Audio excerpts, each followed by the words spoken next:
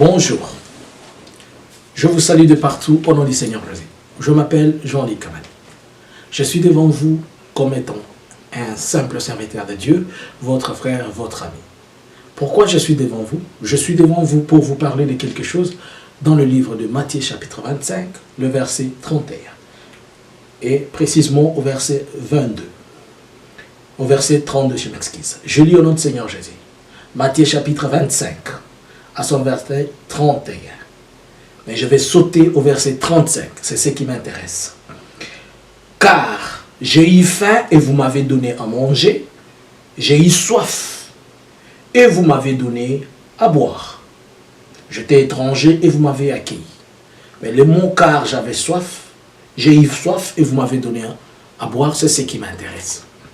Je m'appelle Jean-Luc Kamani, c'est mon nom, je suis un serviteur de Dieu, je suis un chrétien aussi, par la grâce de Dieu. Dieu m'a fait grâce que je puisse conduire sa vision qu'il m'a donnée, qui est la vision de CRL, qui veut dire Christ, réveil et libération dans le monde.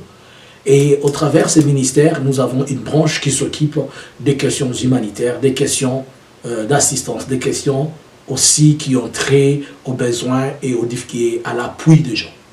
Et par rapport à ceci, puisqu'il est dans la vision de CRL, Jésus est en train de parler à ses disciples et leur dit quelque chose, que le jour où il va venir, il va poser la question à ceux qui lui étaient infidèles, que quand j'avais soif, vous ne m'avez pas donné à boire. C'est la raison pour laquelle moi je vous prive de mon paradis. C'est merveilleux. Que Jésus-Christ allait dire un jour que vous n'avez pas gêné, vous n'avez pas prié, vous n'avez pas médité la Bible. Mais il dit qu'il mettra à la main droite le brebis et à la main gauche le bouc. Et au brebis, il dira, j'avais soif et vous m'avez donné à boire. J'avais faim et vous m'avez donné à manger.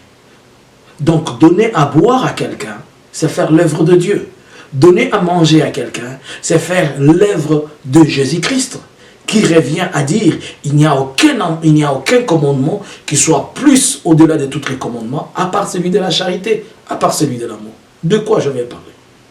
Je m'adresse à l'univers, je m'adresse à tout le monde qui va écouter ces messages, et d'une manière ou d'une autre, tu comprendras. Et tu pourras aussi être à la place de ce que Jésus-Christ te demande. Au courant du mois d'avril, dans un des pays d'Afrique, la République démocratique du Congo, précisément dans la province du Sud Kivu, dans une cité qui s'appelle Uvira, il y a eu des pluies torrentielles, et ces pluies-là ont fait que le pont soit détruit, et les réserves, ou bien la station qui donnait de l'eau, a été détruite, puisque c'est une station qui datait des années 80, c'était un projet du gouvernement. Mais la population est restée comme ça.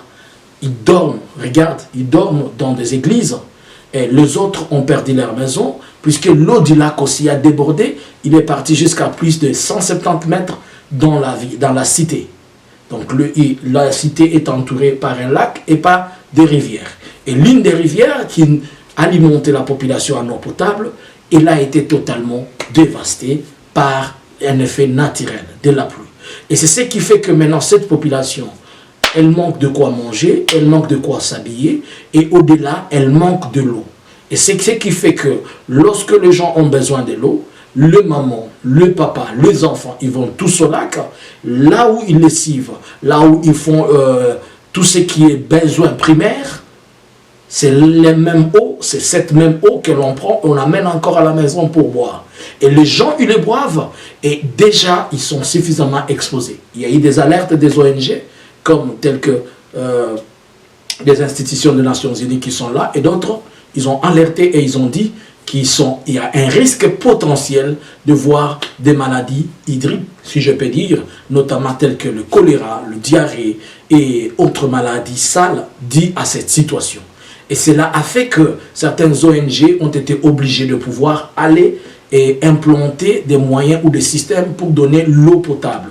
Puisque ce qui a été détruit, c'est un grand projet qui demande des millions. C'est le gouvernement qui doit prendre soin de ça. Mais le gouvernement n'a pas encore répondu, puisqu'il a encore d'autres choses à faire. On ne sait pas encore quand est-ce qu'ils vont le faire. Mais moi et toi, nous sommes capables de faire quelque chose. Voilà pourquoi CRL. Nous sommes partis premièrement au chevet de ces gens-là. Nous avons eu le temps de réinsérer certaines personnes qui dormaient dans les églises. On les a cherchés à les retourner dans de maisons. On a pu les aider à trouver un peu où s'abriter. Nous ne sommes pas fatigués, nous sommes encore partis à l'archevêque. Vous allez voir, et vous voyez dans ces images, nous les avons amenés à manger. On a servi au moins plus d'une vingtaine de ménages. On les a donnés à manger selon les petits moyens que nous avions. Mais nous avons compris que l'eau était suffisamment un besoin urgent par rapport à la situation qui est là. Et voilà ce que nous avons pensé. Comme il y a une rivière à côté, c'est déjà une bonne chose. On a pensé à faire un forage, mais ça allait être beaucoup. Ça allait nous coûter trop. Alors nous avons pensé que l'on crée un système pour tirer l'eau de la rivière au travers un tuyau et que le pompage, il pompe l'eau juste dans un bladder et que le bladder nettoie l'eau en fait qu'il amène dans une autre station, dans une autre tank, en fait que les gens aient même de l'eau potable, puisque chaque famille peut avoir au moins 20 litres d'eau pure qu'ils peuvent boire. Et l'eau du lac, on en sert pour autre chose. Et c'est pourquoi, moi, au nom du CRL, je te tends la main pour te demander. Nous avons un projet. Le projet, il est un peu au-dessus de nos petits moyens.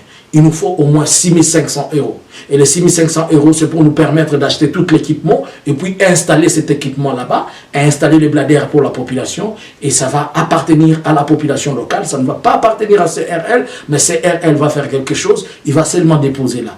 Maintenant, moi, je te tends la main et je te demande, tu peux nous aider avec ta contribution. On en a besoin.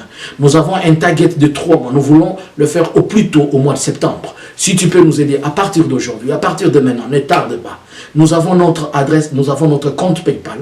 Il est là. Et mon numéro de téléphone, il est là si tu veux. Tu peux me contacter sur mon WhatsApp, sur le plus 46 73 95 76 742. Avec les autres frères et sœurs, tous ceux qui comprennent la vision que le Seigneur m'a donnée, ils peuvent et ils contribuent tant qu'ils le peuvent. Voilà pourquoi je te demande aussi, ne tarde pas, donne-moi un peu de l'eau, afin que tu serves le Seigneur. C'est ce que la Bible dit. J'avais soif et vous m'avez donné à manger. Alors le projet s'appelle Ouvira Water, c'est-à-dire Ouvira de l'eau. Et comme nous avons programmé ça, donc tu peux aller à l'adresse que je te dicte sur PayPal, qui s'appelle CRL Ministry. Ça veut seulement dire, tu écris crlministry@gmail.com. C'est notre adresse PayPal et tu vas faire ta contribution. Si tu veux faire le western, si tu veux faire autre chose, si tu veux un transfert de compte à compte, il est possible, tu n'as qu'à nous contacter. Que Dieu te bénisse après cette contribution.